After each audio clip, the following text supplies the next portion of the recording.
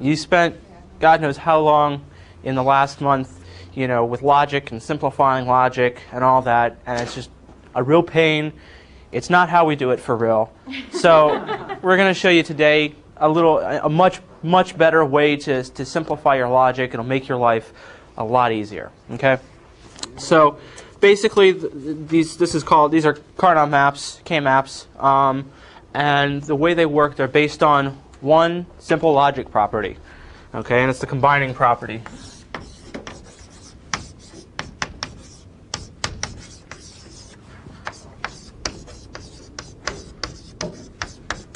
Okay, and what this says is that x and y plus x and y not equals x. Okay, does that make everybody remember that? That was one of your logic properties that you remembered. So if we draw, we'll call this function f.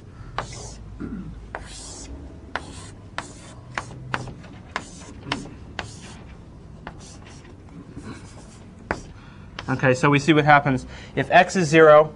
Well, then this term is 0 because x is 0. This term is 0 because x is 0. And this is 0. If x is 0 and y is 1, they're still both 0. If x is 1 and y is 0, that means this term is 0, 1 and 0, and this term is 1 and 1, so it equals 1. And then if both of them are 1, we have a 1 here or a 0 here, which is 1. So as you can see, x is replicated at the output.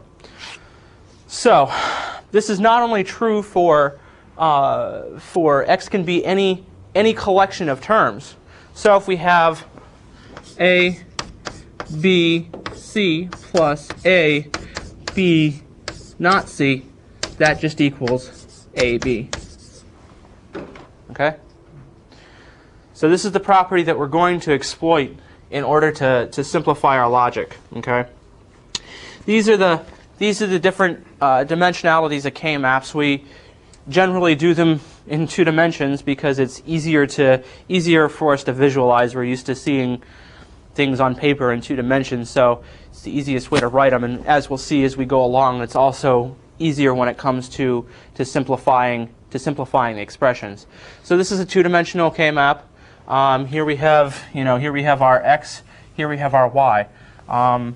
Then we would go in, and if we have, say we have x and y, and we want to put this on the K-map, we know that this is 0, 0, 1, 1, 0, 1, 0, 1, and x and y is 0, 0, 0, 1, right? So that means that all of these get 0 except where both are 1. So y is 1, x is 1, so that is 1. So we're going to see how this relates to the other dimensionalities. Now in 3 dimensions, this is 3 dimensions. We put 2 of the dimensions along one axis and the 3rd dimension along the last one. It can also be, as Sam pointed out, can be done as a cube, but once again, it's not quite as intuitive. It's another way to think about it. We're basically compressing 3 dimensions down into 2-dimensional space, so it's easier to manipulate. Okay, so let's do. The cube shows the wraparound very clearly. That's true. That's true. So let's do an example here to get a understanding of what's going on and how we go about manipulating these things. So we're going to define just an arbitrary function. Okay. Okay.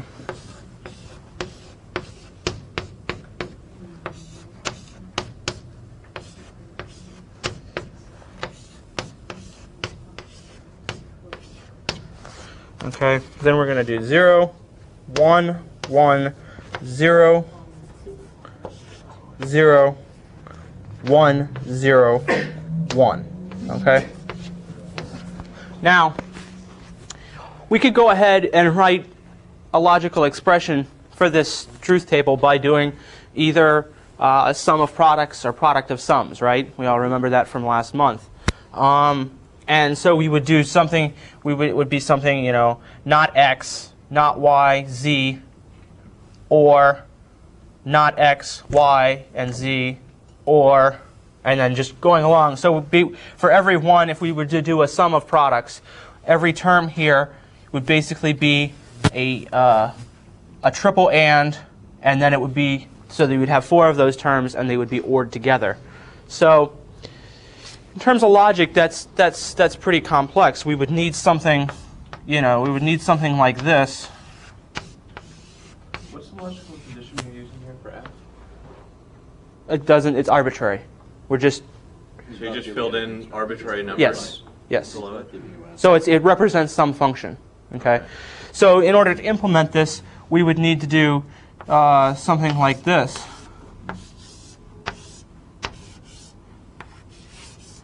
So, and this would each of these would have 3 inputs. Okay. Now, from a circuit's perspective, that's a lot more. I mean, as we know, you know, it's expensive. If you're designing an integrated circuit, if you're designing a logic to go on a chip, the real estate is very expensive. You know, every time you do this, you know, you might make millions of these chips, and if you can save space, it's going to save you probably millions of dollars to reduce this from four gates with 3 inputs and 1 gate with 4 inputs to something simpler. So this is how we're going to do that. So let's go ahead and fill in our K-map. Generally, we only fill in the 1s or the 0s because we're only going to work with the 1s and the 0s. We'll start out working with the 1s, and at the end I'll show you what we do with the 0s. Okay, so we go not x, which is not x is this region. Okay, then we do not y. Well, not y is these 2 spaces, and z. So we 0, 0, 1. So 0, 0, 1. Okay, so we put a 1 there. Okay, then we go to the next one. 0, 1, 0, 1, 0, 0. So we put a 1 there. And we keep filling in, and we get a 1 there and a 1 there. Okay? Now, what we do, the next step, is we draw a circle around our adjacent 1s. Okay? So this one is by itself, so it gets a single circle. These 2 are next to each other. Yeah, but you only put 2. You only put them together in twos, right, or in blocks. Right. Yeah, between choosing the 2 that wrap around. well, we're also going to circle that one. Okay. Okay. So that's all well and good, but what the hell does it mean? Well, let's think about it. So these 2. Let's look at these 2 values. So this one is x, y, z, and this one is x, not y, z. So we have x, y, z, and plus x, not y, z. Well, according to our combining property, we can go ahead and just simplify this to x, z. So we'll draw a little line here and say, okay, this circle here simplifies. We can simplify both of those terms into x and z. Okay. This one, well, it only has 1 around it, so there's not much simplification we can do. So we just have to write this one as not x, y, not z. Okay. And then there's this last one here. Well, let's start, instead of doing this every time, let's start to be a little smarter and look at what's going on. We've drawn these brackets in here so we can see which, when we look at, let's look at this one.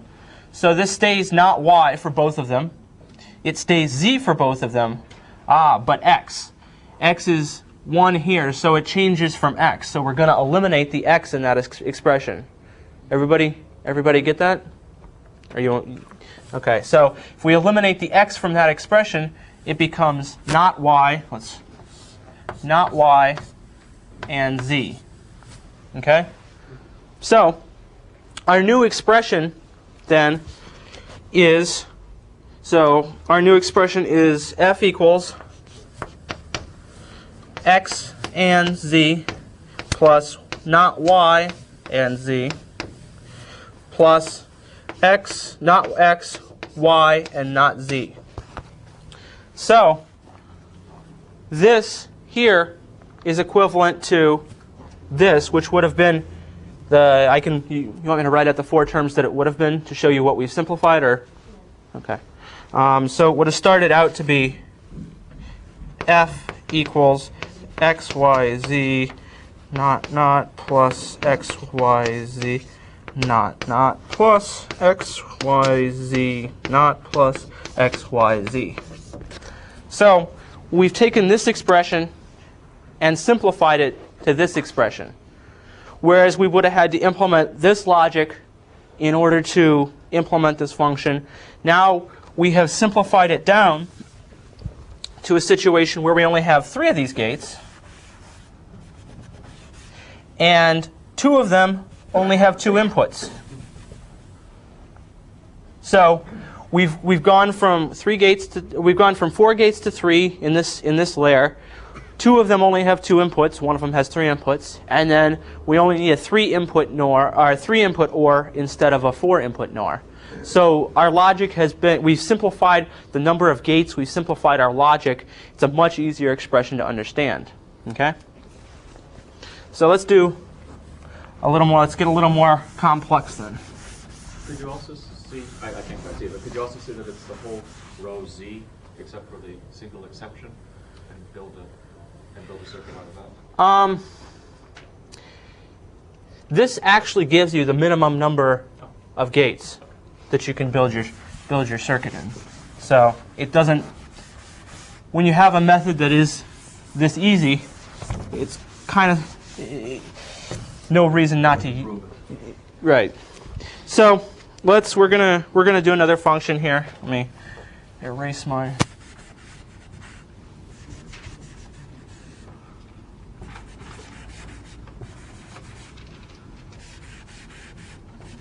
Okay. But that assumes that you're using only these 3 gates and not gates like XOR or something like that. Right, right. So let's do another function. So f equals xyz plus xyz not plus xyz not plus xyz not plus xyz not. Okay? So I'm just going to go ahead and put the values into the table. If you went through, we would come up with 1, 1, 1, 1, 1. Okay? Well, now this presents an interesting opportunity, because now we have a foursome instead of just a duple. So we can now draw a larger block here.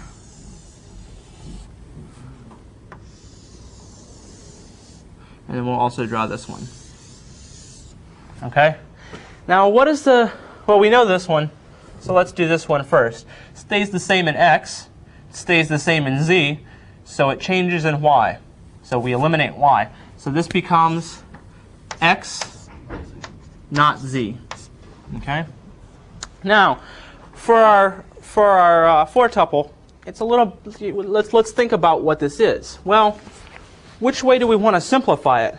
It changes in z, but it also changes in x. Well, so if it changes, if this property holds true, regardless of the number of variables, we could simplify it in terms of z and eliminate the z, and we'd have this and this. But then we can also simplify it in terms of x. So basically this four tuple simplifies to just y not. Okay? Let me say that again. So if we simplify this, we can simplify it by eliminating the z dependence. At which point it becomes this set, which is not x, not y, not z. And this set, which is yeah, let me, so it's x, not y, not z, right? Okay? Now, these are the same, so that we drop those out. So this is x, not y, and this is x, y. And then we can go ahead and eliminate the not x's, and it just becomes not y. Does everybody understand that? Get that? You can see it visually too. Yeah, I mean that's one of the good things about this is it's a very visual technique, and it lends itself. It's almost better to look at it and understand it than it is to write it out. Okay, so that's how we would go about when we have a block like that. So our final function then becomes the one up there that was not part of the for tuple. Isn't that going to be in a sense counted twice since it's Yeah, but the rightmost one? Yes, but it's a not y. it doesn't matter. It's a 1.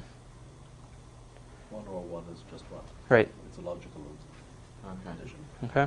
So our function. But you also could have done it. Just not y and x, y, not z. You didn't have to make a double circle for that. Can you go over again visually how you see it? So Okay. So we have these brackets here, right? Okay. So those brackets tell us where each of our variables doesn't change. Okay. So basically, if our circles cross those bracket lines for a particular variable, that means it changes and we can eliminate that variable. So when we have the for tuple, we see that when it wraps around here, that it changes x, it changes z, right, this way. So that means the only variable that doesn't change is the y, which in this case is y naught. So that's how we get y not y for that. So we've simplified. Yeah, question? So this expression here, which we would need 1, 2, 3, 4, 5 triple AND gates and 1 5-input OR gate, we've simplified to something that you need, basically an AND gate and an OR gate. That's quite a simplification. Andrew, did you have a question? I figured it Okay. No, why wouldn't it just be x plus not 1? Because all the x's are lit up, right? No. No. You erase that one. It actually looks like a. X and Z is not. Erase Oh, the- okay. You did have one there. Which, Zero there. There's a little, no. that one? Oh, this. Okay. Okay. So, Now, we also could have done x, y, not z, plus not y. Is this x, y, not z. just put the circle around the outside name? Yes, we could have, but then it wouldn't have been the most simplified, and it would have. Right. Right. Okay. So you comfortable with that? Let's do something a little more complicated. Let's move to the big one.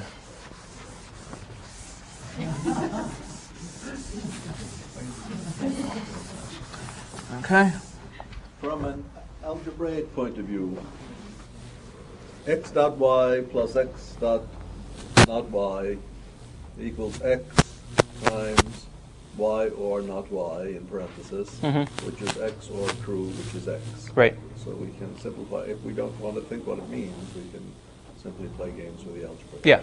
Yeah. This is it's basically a graphical representation of the algebra. A lot of people find it more easy to work with the graphical. Some people find it easier to work with the algebraic expressions. Some people find it easier to work with the graphical expressions. So let's do a big one, okay? And in doing this, we're gonna define some new things. First, let's define our function. We're gonna define our function in kind of a new way because it gets to be a pain to write out. So we're gonna define it as the sum over wx, y, z of 1, 3, 4, 5, 9, 11, 12, 13, 14, 15, right? So basically what this means is this is the WXY. So this is 0, 0, 0, 1. This is 0, 0, 1, 1, and so on. So these are basically just the expressions. So if you were to actually write out the logical expression, you would have 1, 2, 3, 4, 5, 6, 7, 8, 9. You would have 10, 4, well, you would have 10 4 input AND gates. 10 4-input, yeah, thank you. 10 4-input NAND gates and then a 10-input OR gate afterwards, right? So that's something that's definitely worth simplifying, right? So let's Go over the 1, 3, 4, 5, 9. okay, so each one of these numbers represents a WXYZ, okay? We don't know which. You translate it to binary. So this is 0, 0, 0, 1. This is 0, 0, 1, 1, 0, 1, 0, 0, so on. Okay? Now that makes more sense. Yep. Okay. I'm just curious how to generate those numbers, would you go through and first have to look at all your combinations of W, X, Y, Z? Or, What do you? I mean, why isn't there a 2 or a 6 It's just an arbitrary. It's an arbitrary logical function. Okay. Doesn't necessarily mean anything.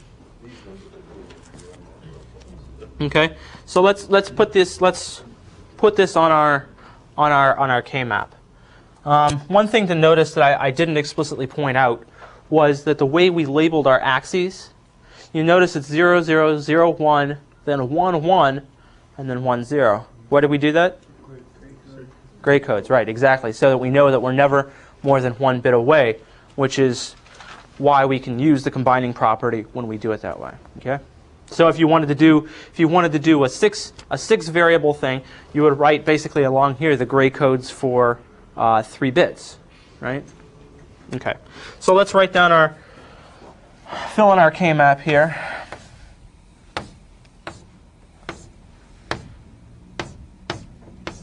Okay. Pretty full. So let's start circling things.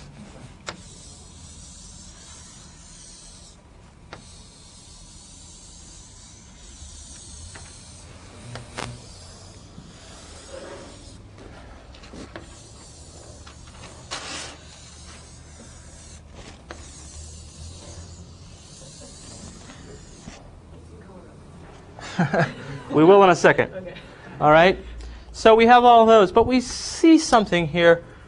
We see that this line across here is covered in this here, and this here, right? So the line here isn't really necessary. So we're going to define some things here.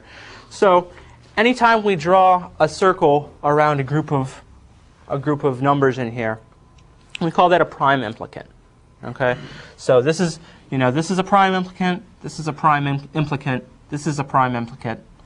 Okay? So each one of the circles we draw defines a prime implicant. What do you mean by prime?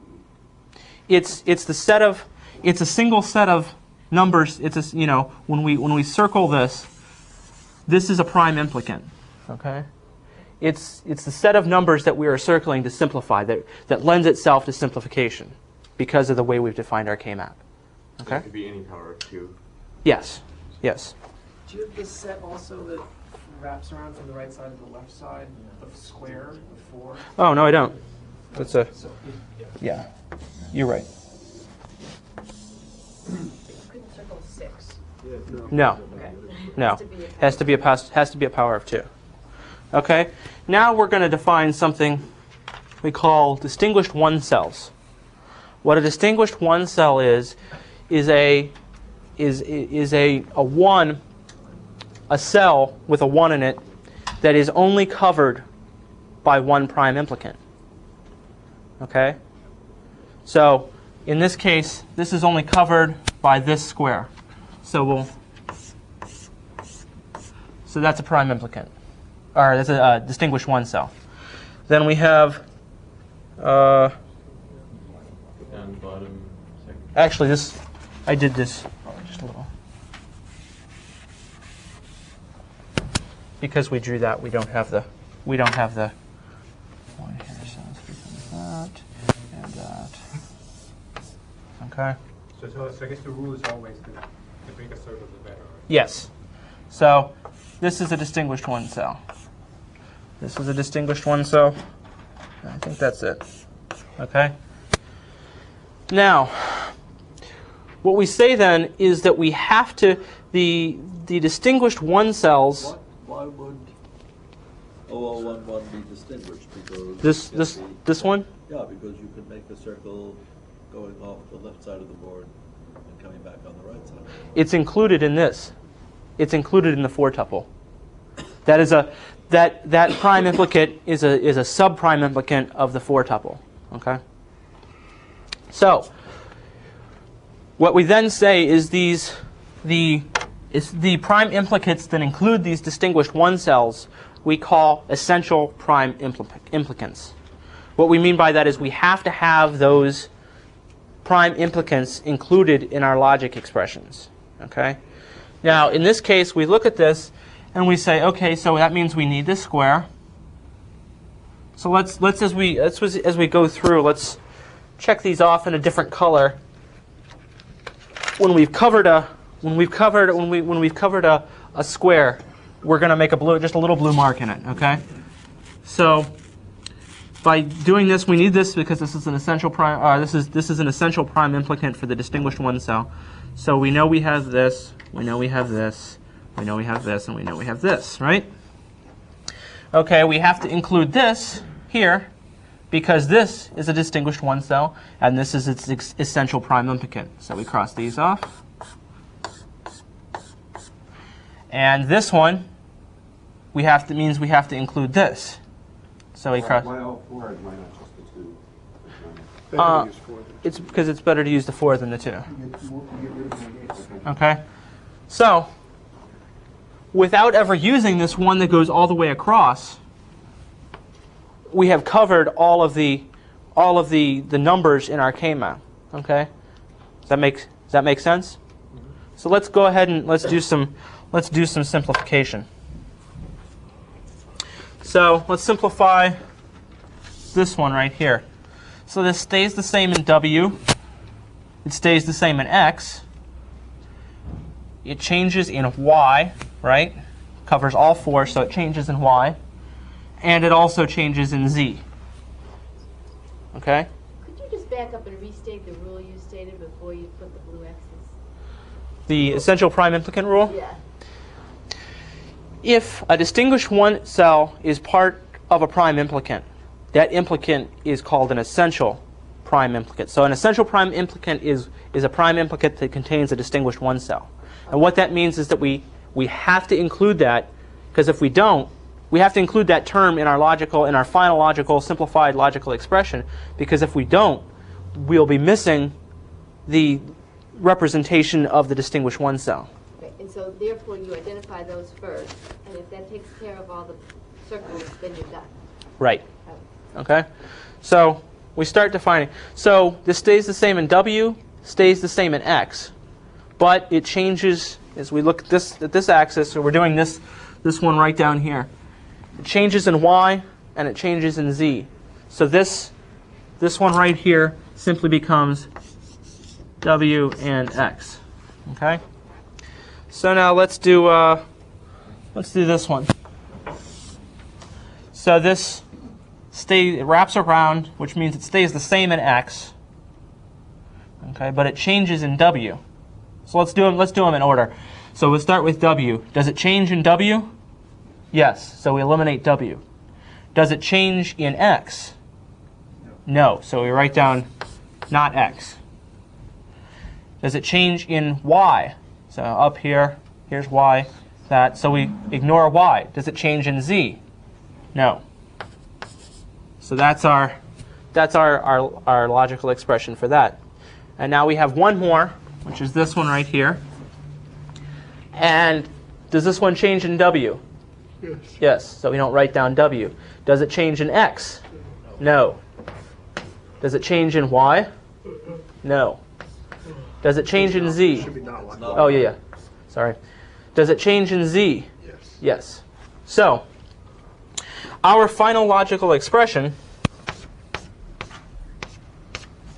is W and X, or not XZ, or X not Y. Okay? So we've gone from a situation where we had 10 4-input AND gates and one 10-input OR gate to a situation where we have 3 2-input AND gates and one 3-input OR gate. So that's quite a simplification, right? Okay, so let's do one more. Question? Is there a difference? It seems like this essential rule thing that says we get rid of the redundant one. Exactly. If it doesn't have one of these essentials or whatever it is, then it's entirely redundant. Yes, but you do have to be careful though, because something can be redundant, but not included in not a distinguished one cell. So you have to be careful. So if we have a situation, let's not think about the map, but let's look at this. Okay, so we'll have something like this. Okay, and then say there's another one here, so we have this and this. Okay, these two aren't distinguished, but we can. So the distinguished one cells in this case are here and here, right? So if we just did the essential one cells, we would just do this group here, or the essential prime implicants would only be here and here, but we have to include these two somehow. So that's something you have to be careful of when you're simplifying these expressions. Does that make sense? Yeah. So what is the rule really? The rule is be careful. Exactly. Make sure that you do your essential prime implicants. Mark off, mentally mark off what you've covered, and then if you haven't covered anything, then you have to pick things that cover that. Basically saying they're necessary, but not necessarily sufficient. Exactly. Yeah. Yes. But how do you then pick the rest? I guess that must be. You just pick. So suppose the rest is fairly complicated. You have to choose what looks to be best. I don't have a better. Then you perhaps start with the one that's covered by 2 cells. Yeah. Go out like that. So what would you pick for that little staircase? Well, I could include, to cover both of these, I could include this and this, or I could just include this. That seems bad. Well, this gives me, if I pick these two, that gives me 2 different logic expressions, which is 2 gates, which is another input to my OR gate. So I would pick this because it's a single expression, only adds 1 input to my OR gate then. Okay? All right. You with that bottom distinguished cell? This one? Yeah, you chose to do all 4 instead of just 2, and you said it's better to do that? Uh-huh. And I'm just confused why, because if... Well, in this case, it's always better to cover as much area as you can. Even if it's already been accounted Yes. for. And why? Well, because if we had simplified that to just that, this would have had 3 terms in it. So it would have changed only in Z, not in X, W, X, or Y. So by covering that, we eliminated another term, another input to our AND gate. Okay? If this is a sum, could we just work it through and produce out a result? What do you mean?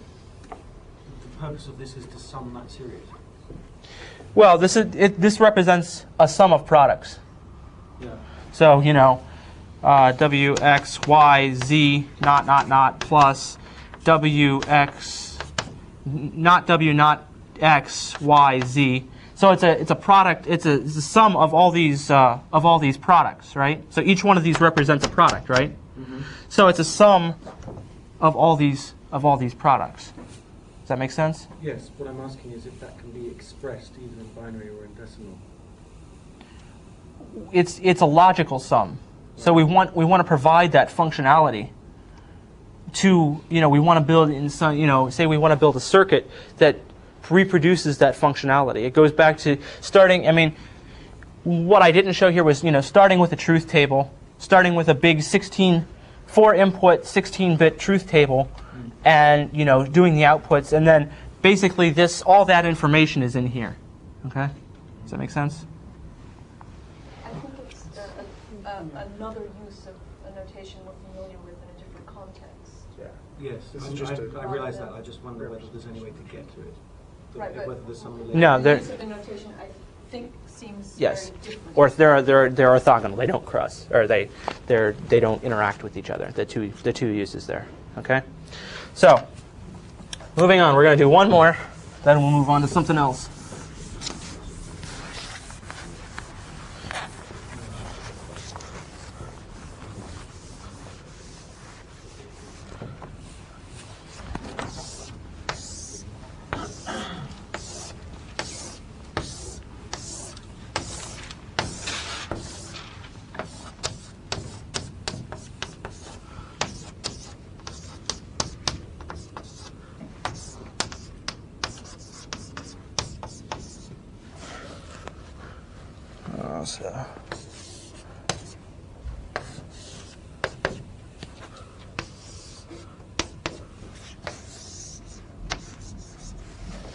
Okay, so our logical function that we want to implement, we're going to express it the same way.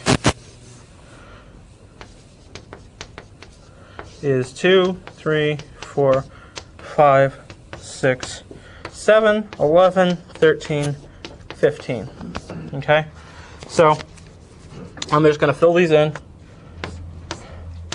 I'm going to go through this one rather fast because what I really want to show you is what we're going to do after this. So just follow along.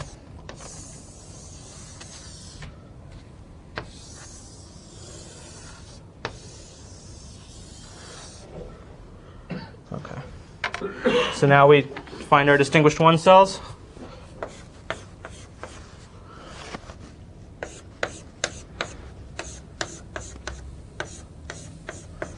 Right? All right. Okay. So now let's do our simplification. Well, this doesn't change in W. This does change in X. Doesn't. So we have not W. Doesn't change in Y. So this is Y, and Z does change in Z. So this one right there is not W. Y, right? So then let's do this one. This one doesn't change in W. X doesn't change in X. Does change in Y. Does change in Z, right? All right. When we do this one doesn't change in Y or Z, but it changes along X and W. So this just becomes YZ. And lastly, this one here. W changes in W, yes. Changes in X, no. Changes in Y, yes. Changes in Z, no. So now we've simplified our logical expression to W, Y plus not W, X plus XZ plus YZ. All right? Great. Fabulous. We did a great job. Question? Couldn't you reduce to like 3 expressions by doing a not? Yeah. Like do the zeros, like you would be. That's what we're going to do next. Okay. Good thinking. So, as I said, we can do either the ones or the zeros, and in some cases, we see that we'd only have 1, 2, 3, 4, 5, 6, 7. We'd only have 7 zeros, and they would be arranged such that it would be pretty easy to group them, right? So let's do our zeros. So.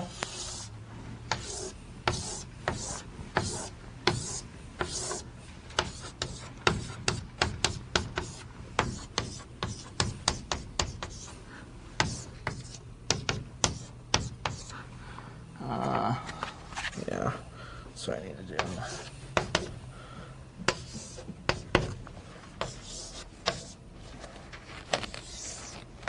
Okay, so our zeros, so this can be expressed as this, as a sum of products. But if we went ahead, we could also express it as the product of sums, right? And what you do in that is you just, as this goes back to last month, you look at the zeros instead of looking at the ones. So we see that that expression basically becomes. Have you guys seen this symbol? No, I can't see it. Whereas the sigma is a sum. This is a product. So this is multiplying the terms together. So we basically have in our product all the terms that we don't see over there. So we have 0, 1, 8, 9, 10, 12, and 14. Okay? And so this represents a product of sums. A product of sums output. So let's draw our zeros in.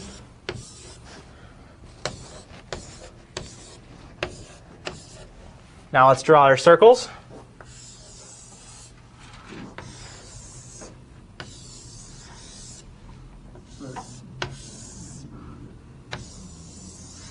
Okay. Now let's define our distinguished one cells.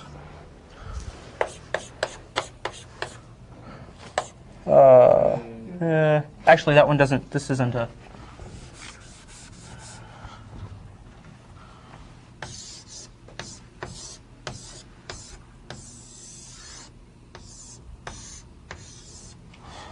So this is a distinguished one cell, and these two are distinguished one cells. So we have three groupings, or we have two groupings, right? We have this that wraps around here, and this that wraps around here. So we can simplify this. So when we write, so this changes. Does this change? So we're going to write this instead of a product. We're going to write it as the sum of the inverse of the variable. Okay? Should the location only be a distinguished cell? Yeah. Shouldn't what? Oh, yeah, yes. You're right. So let's look at this. Let's look at this term right here. Right here. This right here. So it doesn't change in W, right? And it's W, so it becomes W naught. Plus, does it change in X? X, yes, changes in X. We eliminate X. Does it change in Y? Yes, changes in Y. We eliminate Y. Does it change in Z? No. So if that's a not Z, so it becomes plus a Z. Okay? Then we do the other one. Same idea. Does it change in W? Yes. Eliminate W. Does it change in X? No. So that's not X, so it becomes X. Does it change in Y? No. It's a not Y, so it becomes a Y. And then Z, it does change in Z. All right, so our function is then W, not W, plus Z, and X or Y. So by doing this, we've gone from two input ORs and one 2-input AND from where we started, which was 10 4-input ANDs, one 10-input OR, down to this situation where we have two 2-input ORs and one 2-input AND. Did you cover the But two we could sum? have. We I think could you have missed the two sum? It's already It's already covered. We could have eliminated that whole right. picture by simply factoring this. We could have what? We could have eliminated that whole picture by just factoring this. Oh. We could have. Var y times x plus y. We could have. Plus z times x plus y, which is this. But it won't always be that easy. I mean, this is a simple example. When you get to larger dimensions and more spaces, it. Graphical. So One or the other. that was your introduction to K-maps. Any questions on K-maps? Yes. How many circles did you use in that one? 2. Just 2? We used. So one started here, goes around, wraps around, comes up here. And then this one wraps around here. Okay?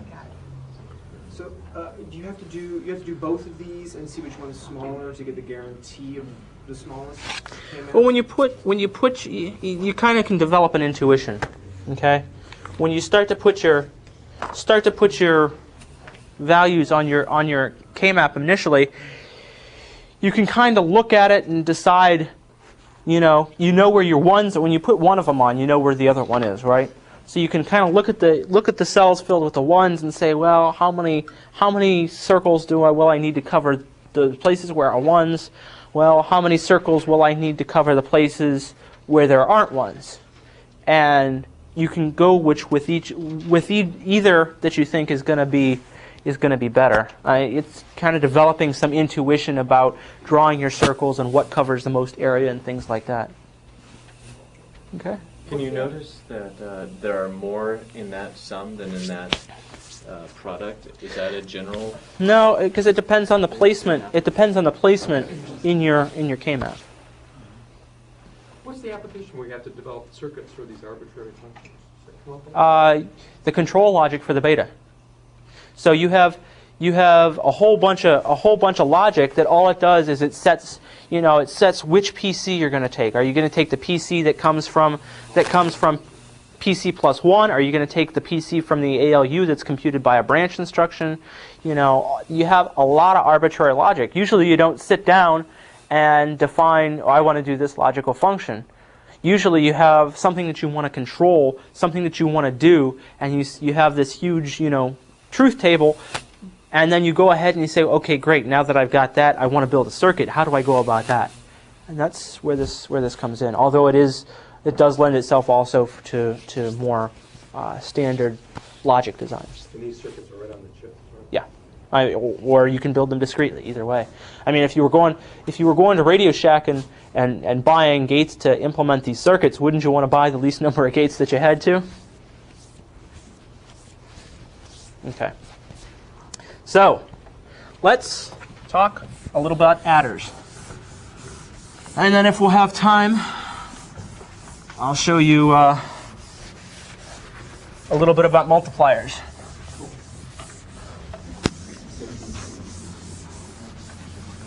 Okay. So you guys,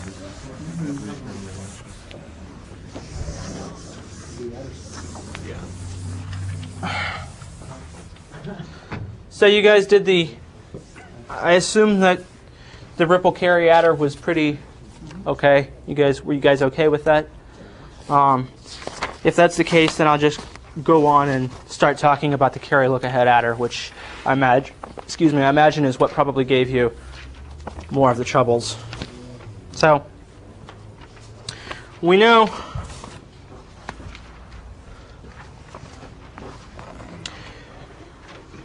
for our adders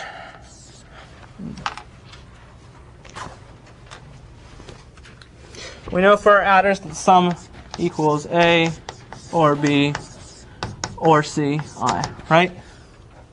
And we know that the carry out equals A, B, or B, C, I, or A, C, I, right? That's pretty well established. Well, is that an XOR symbol up top? Yes. Yes. You're neglecting the case where it's A and B and C? No. AX or BX or C is also true. A and B. Let's look at let's draw the truth table real quick.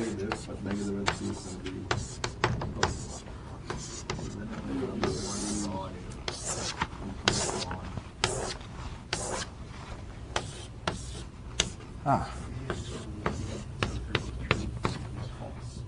Oh, okay. Right.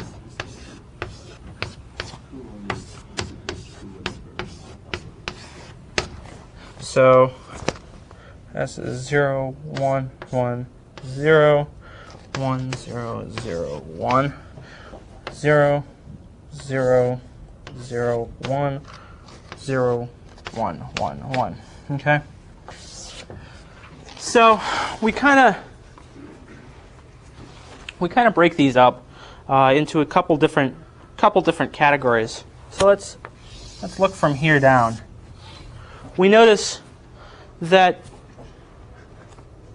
if A and B are both 1, regardless of what Ci is, that CO is 1. Okay? Please put the S column to the right of the C0 column. Then it'll be crystal clear to everybody. Oh, you want me to move that one? You want me to? To the right of the C0 column. Is that how we did it yesterday? No. I bugged the heck out of Sam Man too. Sam, just for you. It'll be crystal clear to everyone else.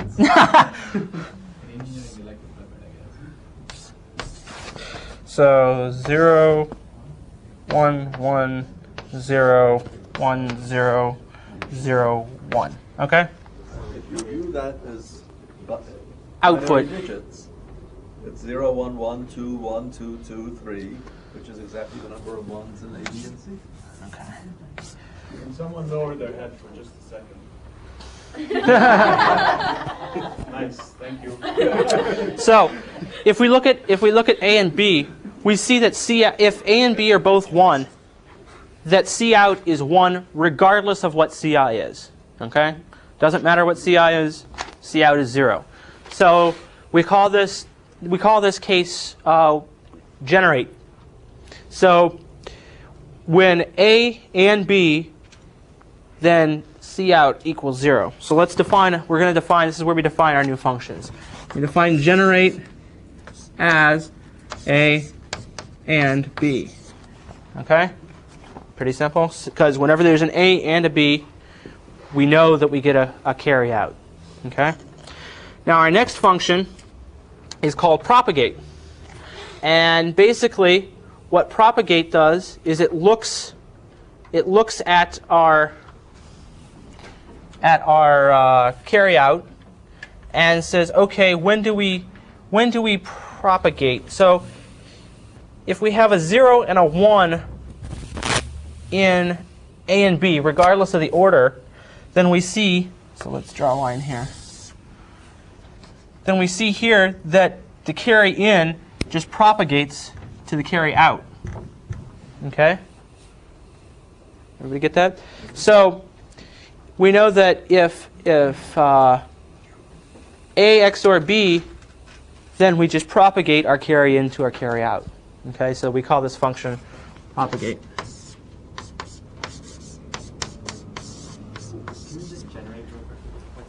The generate says whenever A and B are both 1, carry out is 1 regardless.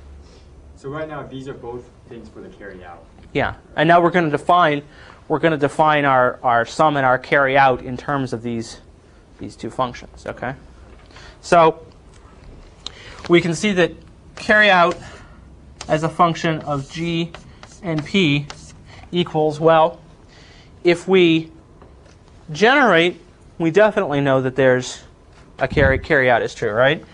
So we know G, right?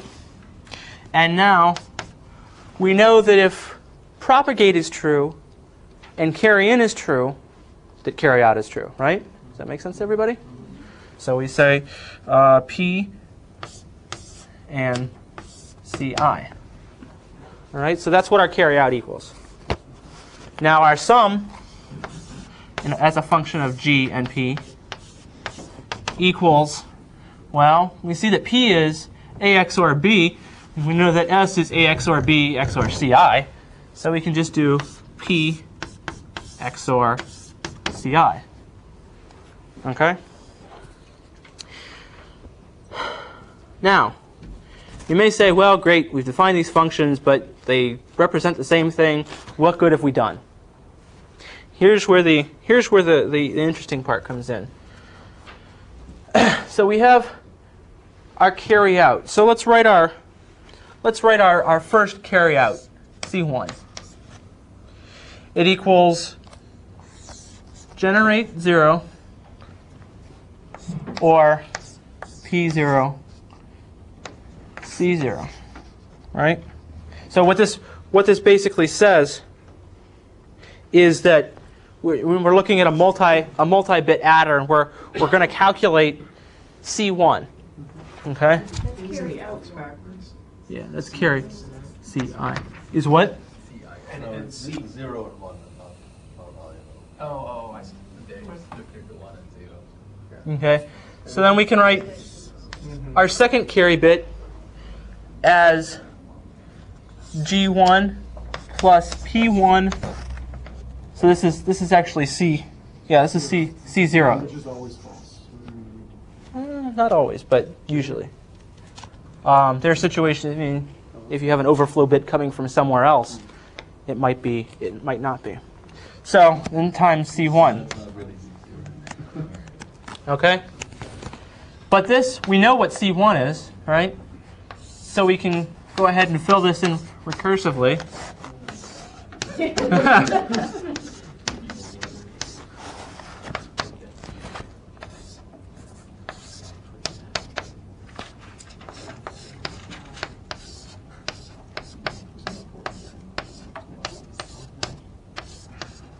Okay?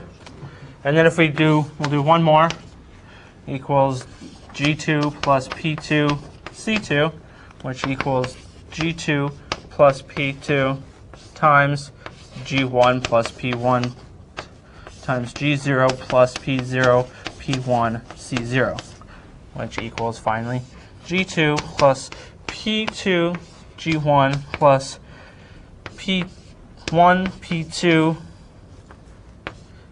G0 plus P0 P1 P2 CO.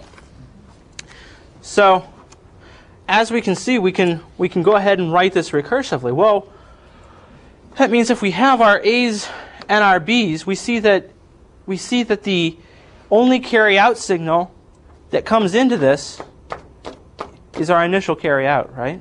Our C0. So if we have, when we design adders, I mean, we assume that all of the inputs from the last stage are available at the same time.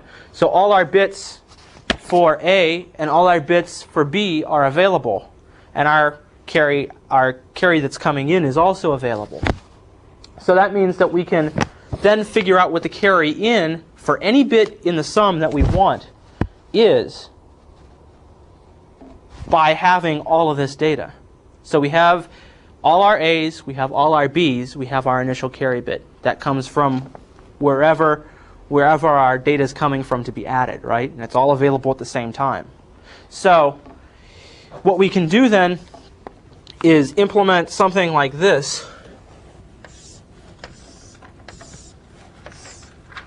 You guys seen this? This is the symbol for XOR. So we'll call this XI and YI. Or maybe it's better, we'll call it A and B. Probably easier. AI, BI, and then we have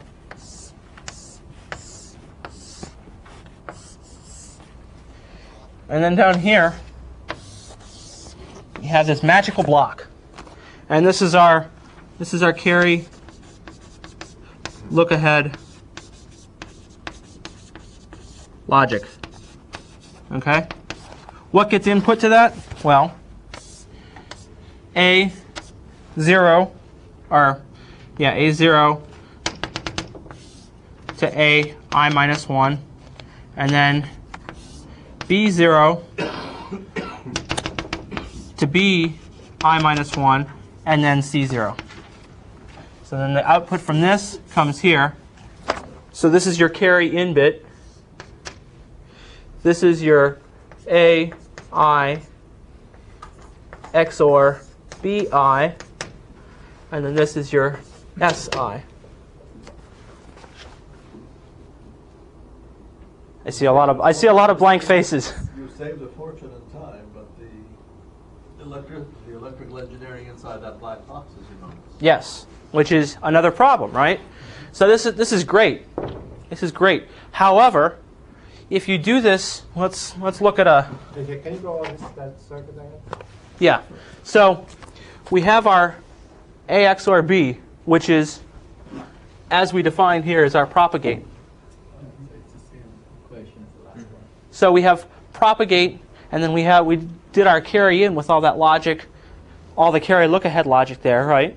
That Which was box is just that stuff. Yeah, it represents basically implementing this recursive equation. So we input all our A bits, all our B bits, and our CO bit. Okay, the first carry bit that comes in, and from that, using these equations, we can generate our CI bit for that stage. Okay, so the sum is generated. So then you have your A XOR B, which is your propagate, and then you XOR it with your CI, which gives you the sum. Okay, does that make sense? So as Sam mentioned, you save a fortune in time, but it kills you in space and a number of gates. So here's an example. This is kind of hard to see, but there's no way I'm drawing this out. So this is what the logic for a 4-bit carry look-ahead adder looks like. Okay. Yeah, we saw one. Okay. Yesterday. Got it right here in the notes, the 74181. So that's all well and good. Well, that's not too bad. The problem is that, as you can see, so here the carry input, the carry look-ahead logic has one input. Here it has two inputs. Here it has three. Here it has three inputs. Here it has four inputs. So as we go up, we increase by one each time, right? So that means that it's going to be the summation of 1 to n, which goes as n squared, right? So our number of gates and inputs goes as n squared, which is bad. However, for low n, that's not so bad, right? If we have n equals 4, we can put the whole thing on this page. But usually we don't want to build 4-bit adders. Usually we'll want to build 16, 32, 64-bit adders. So this is a problem. Well, what we do then is we take this 4-bit adder, and when our data comes in, say our 64-bit number comes in, what we do is we'll split it up into 4-bit chunks. So that we'll use this for our 4-bit chunks, and then we'll do a ripple adder to add up the 16 partial sums that you have. Okay? So you no longer have to ripple through 64 stages to get your output. You only have to ripple through 16, which is a huge savings. Okay? Everybody cool with that? Couldn't we apply a 4-bit adder again to the 16? Couldn't you apply...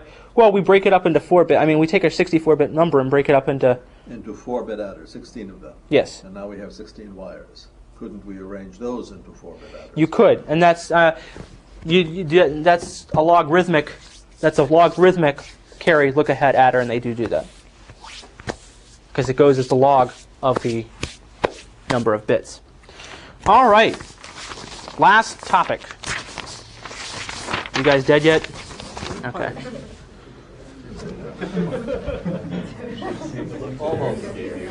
I'm just glad I have you for the first one of the day instead of the last one.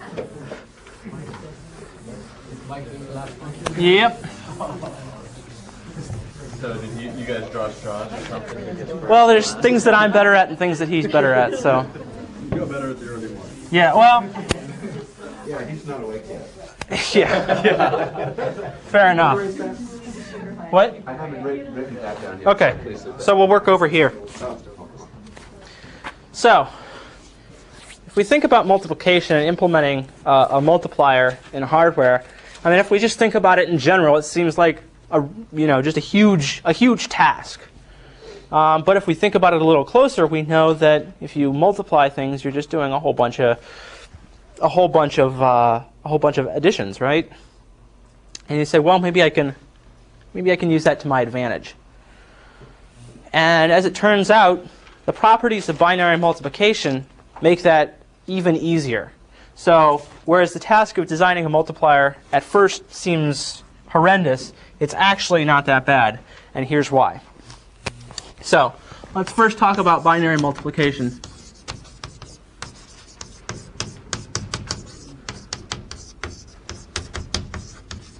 Okay? So let's do, in decimal we have 11 times 13. Okay, so it's 33, 1, 1, 143, right? Great. Everybody's happy. So, That's all it takes. 11 by 30. so let's now do it in binary.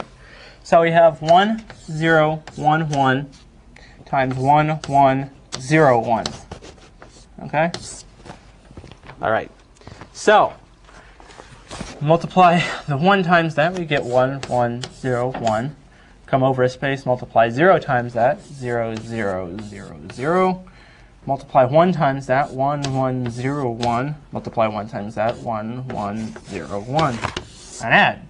1, 1, 1, 1, 0, 0, 1. Did you forget a carry? Yeah. Yes, I did. The second to the last on the left. No. Yes. That's right. Right, okay. Yeah. Okay? So we look at this, we say, something about this looks like we might be able to use it for a multiplier. Let's look at it. Let's look at it just a slightly different way. Let's multiply the same thing out again. 1, 0, 1, 1, 1, 1, 0, 1. Okay? Now we can also view this as a bunch of, so basically what this is, so we have our multiplicand, our multiplicand, our multiplier, and then what are these? So this is this, this is 0, this is this shifted over, this is this shifted over even more. So the only thing we really have in our sum here is the multiplicand and 0. Well, so if we do that, then we can think of, so we start out with 0, 0, 0, 0. And this is going to be our partial product. Okay? So what we're going to then do is bring this, so we do the first multiplication, 1, 1, 0, 1, and add. So it's 1, 1, 0, 1, and we'll tack another 0 on just for fun. So then we do, so this is our first partial product, and this is our multiplicand.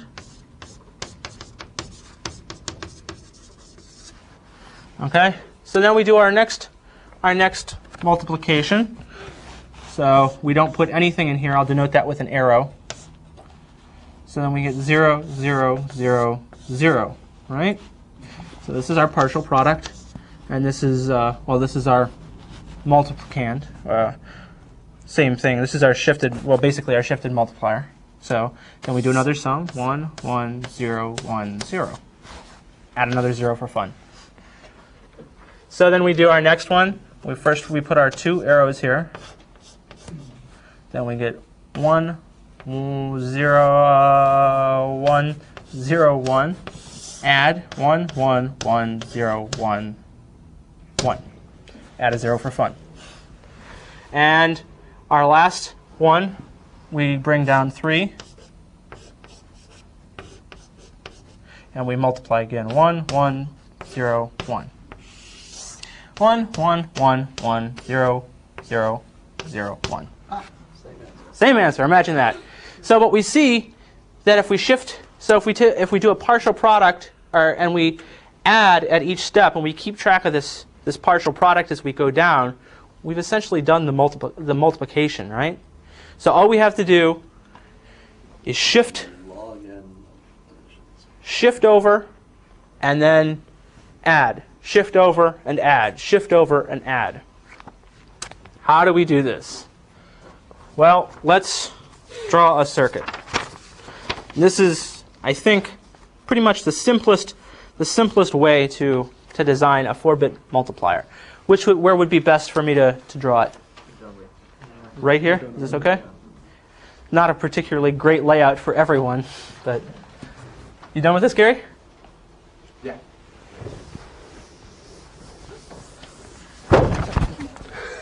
That was fun. Why couldn't they put a whiteboard here? We had a whiteboard. What was the problem with it? It's too small. Big whiteboards. Yeah, okay. He's a mathematician. They don't like light words. I guess. Okay, so before we start drawing this circuit, let's define something here. So we know what wires between two things look like. We know that this is a multiplexer, right? Now, if I draw this with a wire with a slash and a 4 through it, that means that this wire is 4 bits wide. Okay? Everybody get that? Now, I'm going to do a couple of funny things here that go along with this. What you can do is, if this is 4 wires, that actually means something like this, right? And what I'm going to do sometimes is, so this is 0, 1, 2, 3, right?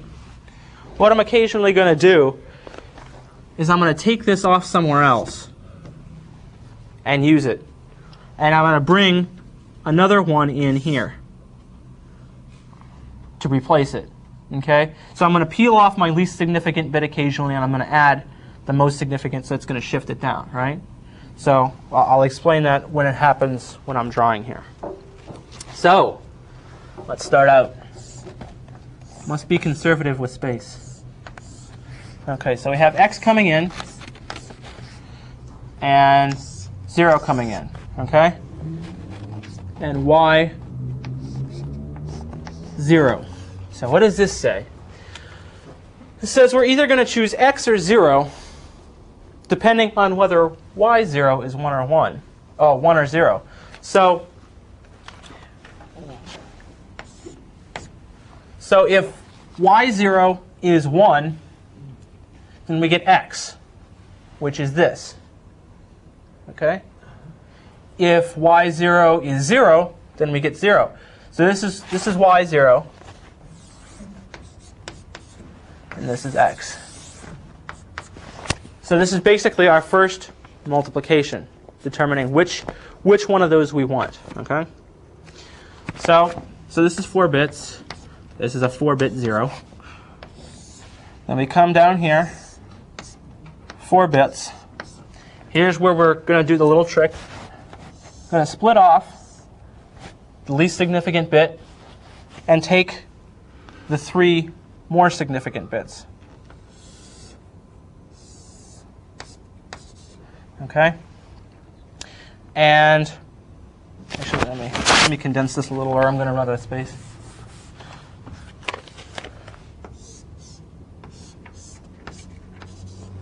Okay, so I put my 3 in here, and this is going to be my 4-bit adder. Okay, so this is my first product, and then I start doing the same thing again.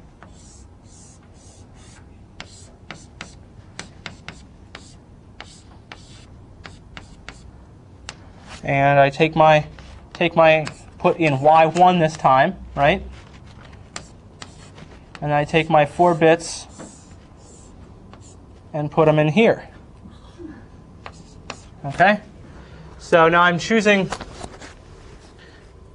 So now I have what I have these 3 bits from my first term, right?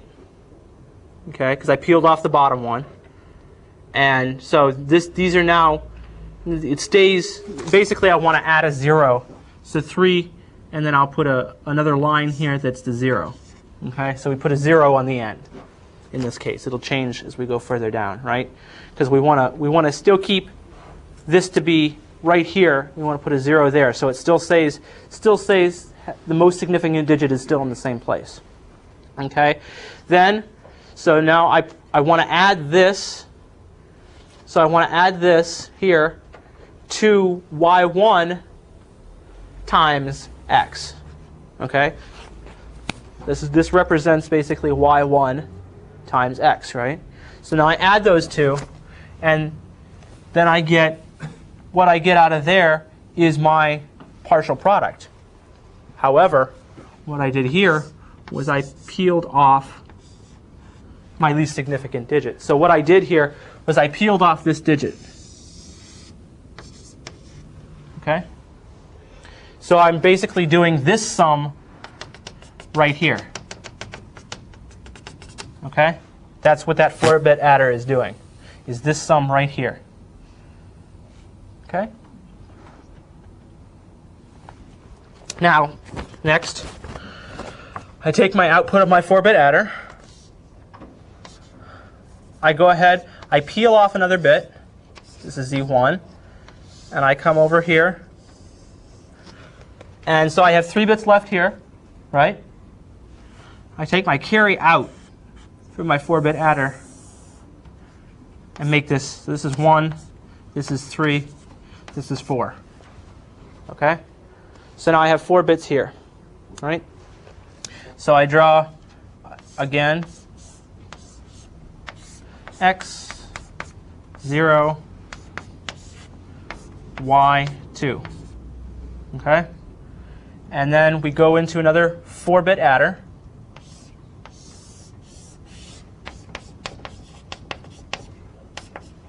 This goes in here. This goes in here. So now we're doing this multiplication. So this is the sum we had from before, which is right here. And this is the result of y2 times x. Okay? Everybody got that? Yes? No? Okay. Coming out of the first 4-bit adder, Mhm. the carry is the one on the side? No, well, it's actually on this side. On the output side of that. This, yes, this That's is the the carry. carry. This is Okay. C out. Okay. So last time, I promise. So we do our little black magic here. X for 0 for y3. Okay. So then this is 4. Now coming out of here, we peel off another bit. Z2, and then we bring the, actually, running out of space, come over here, we combine this 1, this 3, get a 4, right? Come in here, do our last add, and then we have out of here, we have Z3, Z4, Z5, Z6, and our carryout is our Z7.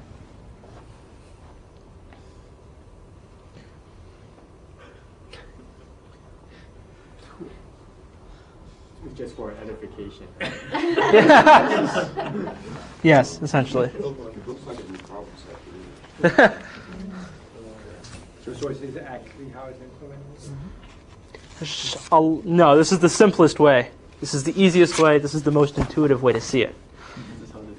Well, 30 years ago, when they implement it, they obfuscate it so much that you can't tell what the hell is going on. You have to study it for a couple of weeks before you actually understand how the internals of the multiplier work.